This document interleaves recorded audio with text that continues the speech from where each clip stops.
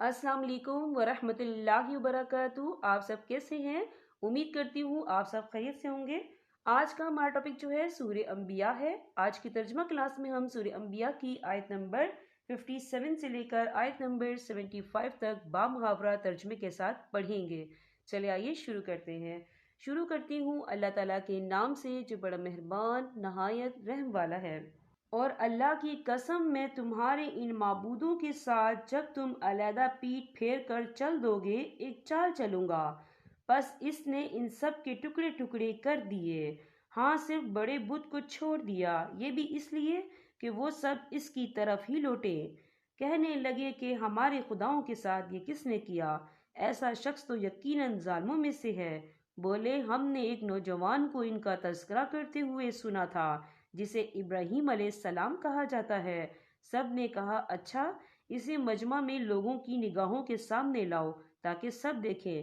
कहने लगे, ए इब्राहीम अलैहिस्सलाम, क्या तूने ही हमारे खुदाओं के साथ ये हरकत की है?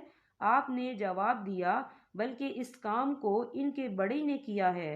तुम अपने खुदाओं से ही पूछ लो अगर ये बोलते चालते हो। बस ये लोग अपने दिलों में कायल हो गए और कहने लगे, वाकई जालिम तो तुम ही हो। फिर अपने सिरों के बल औंधे हो गए और कहने लगे, ये तो तुझे भी मालूम है कि ये बोलने चालने वाले नहीं।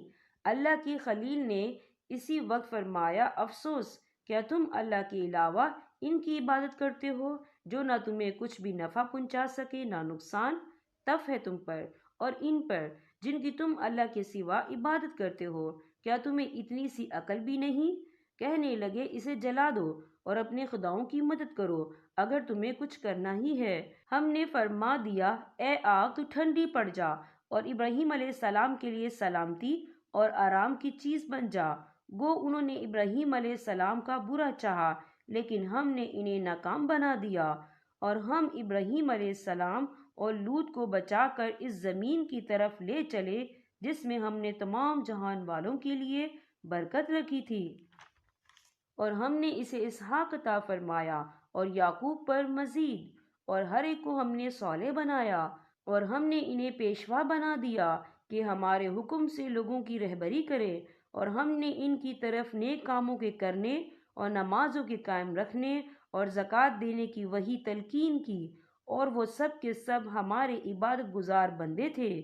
हमने लूत अलैहिस्सलाम को भी हुक्म और इल्म दिया और इसे इस बस्ती से निजात दी जहाँ के लोग गंदे कामों में मुब्तला थे और थे भी वो बदतरीन गुनाहगार। और हमने लूत अलैहिस्सलाम को अपनी रहमत में दाखिल कर लिया, बेशक वो नेकोकार लोगों में से था। यहाँ पर हमारे सबक का इख्तिताम होता है।